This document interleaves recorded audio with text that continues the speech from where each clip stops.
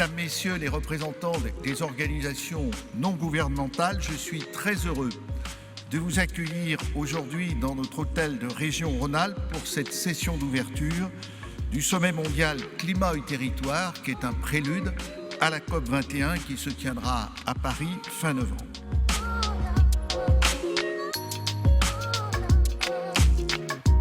Pour lutter contre le changement climatique, oui, nous devons nous affranchir des énergies fossiles, mais nous devons, avec la même exigence et radicalité, préserver les écosystèmes et rentrer dans une démarche de résilience. Si je pouvais rajouter un mot sur ta ligne, j'en parlais avec quelques-uns de mes amis africains. La plupart, enfin tous les fleuves de l'Ouest africain viennent du Fouta Djallon. Si on déforeste le Fouta Djallon, ce qui est en ce moment à grande vitesse réalisé, il n'y aura plus de fleuves. Donc on pourra faire tous les barrages qu'on veut, il n'y aura plus d'eau. Donc cette question est clé. De la même manière, il y a une invasion de sel dans tous les deltas du sud-est asiatique, laquelle invasion de sel, évidemment, diminue dramatiquement les rendements de riz, puisque ce sont les greniers de toute la région. Donc les écosystèmes sont liés et interagissent.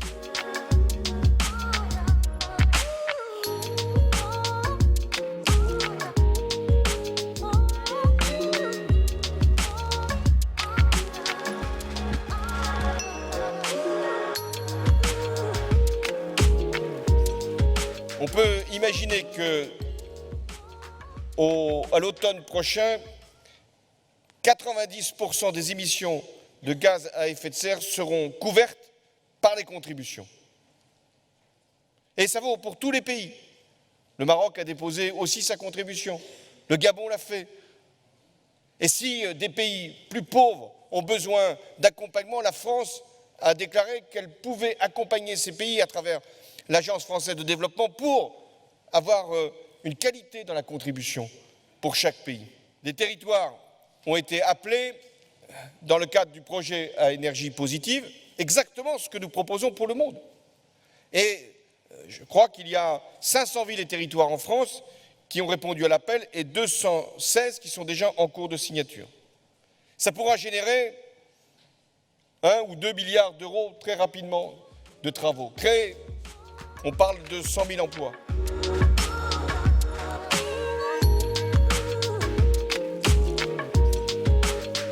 Nous sommes en train de parler d'un changement de culture, d'un changement de comportement, d'un changement de paradigme, d'une transformation de la société. Le changement climatique, les impacts, nous les connaissons tous.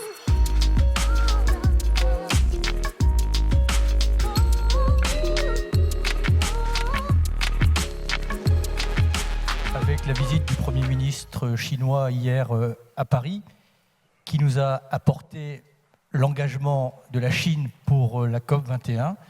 Et je peux témoigner ici que nous assistons à un virage historique de la Chine dans la lutte contre les changements climatiques. Donc si cela coïncide de surcroît avec une mobilisation de la jeunesse chinoise, enfin le temps des éclaircies est venu.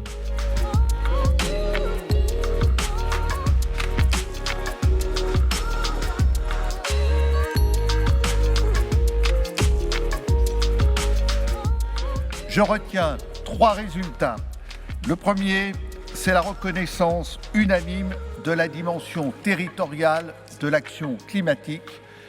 Le deuxième point, je pense aussi que la force de notre sommet, ce sont les engagements qui ont été pris. Des engagements qualitatifs, mais aussi des engagements quantifiés.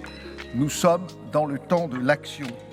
Troisième résultat, c'est la demande qui a été quasi unanime que les collectivités territoriales accèdent aux financements internationaux et qu'elles mettent en œuvre les programmes en matière de changement climatique comme elles l'ont fait déjà. Ce sommet qui a jamais vu une mobilisation des acteurs non étatiques à un tel niveau, c'est un sommet dont nous ressentons à la fois une énergie collective, une énergie positive.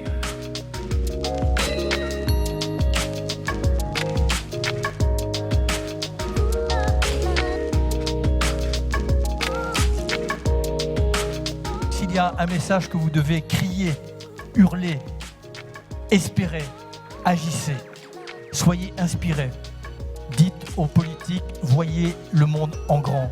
Changez le monde et ne regardons pas le monde se défaire derrière nos ordinateurs.